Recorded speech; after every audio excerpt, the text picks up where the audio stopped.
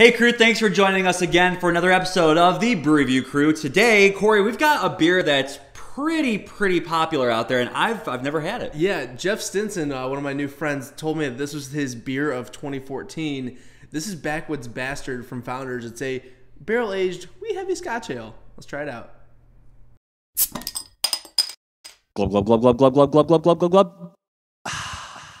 Yeah, and Founders is just world famous for incredible beers like KBS, and so they definitely have a good heritage and pedigree of barrel-aged programs, so I know this one's well loved around the world, so I'm excited to finally get my hands on it.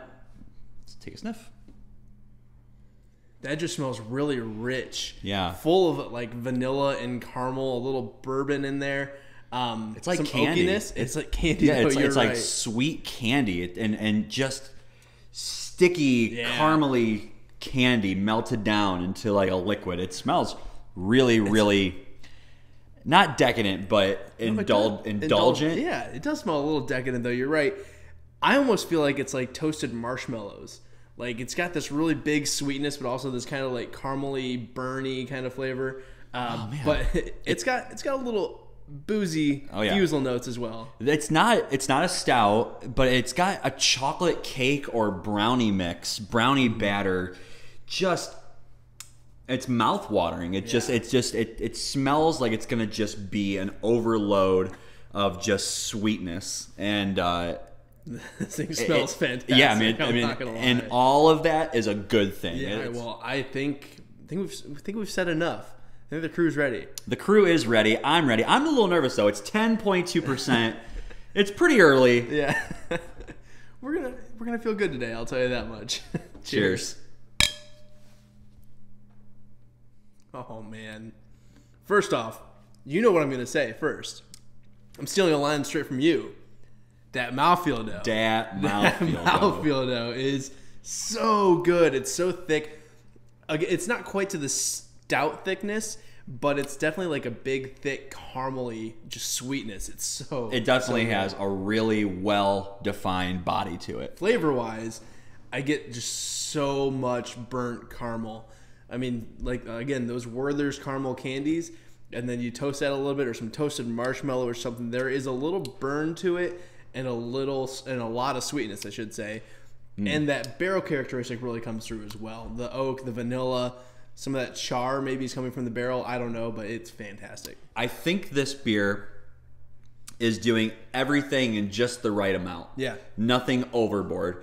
A lot of times with these wee heavies or these Scotch ales or the barley wines, I'm almost put off because it's so much. It's so sweet, so boozy, so caramely. This one is very well-rounded. Yeah. You know, for me, and I feel like this is a really important thing to mention, is that we have a lot of IPAs, a lot of stouts, and even recently a lot of sours on the show.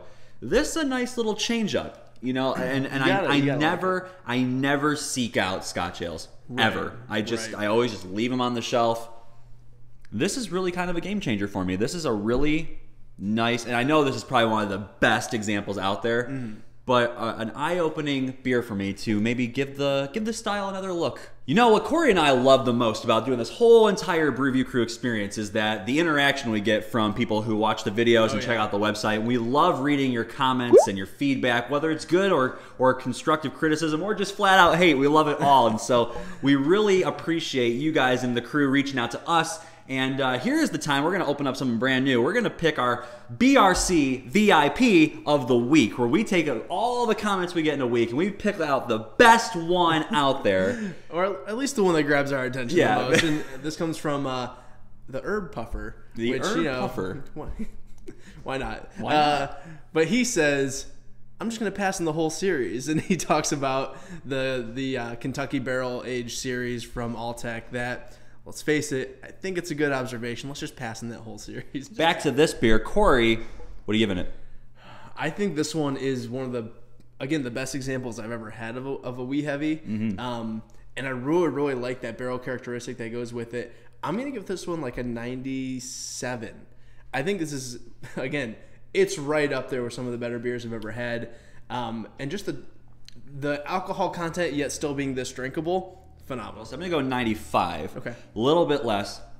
It's 10.2%, probably part byproduct of the barrel aging process, but for me, the booziness is the only detractor. For me personally, it's just a little too boozy. It could be a little bit softened, but other than that, it's a really, really nice beer. And even with that, if you just took your time on this, it's definitely drinkable and very delicious. So 95% solid A's from both of us. So excellent beer. If you can get your hands on it, absolutely do. Do so, yes. And until you can, always remember, We're the Brew Review crew. we'll review. I'll brew for you. Cheers. Cheers.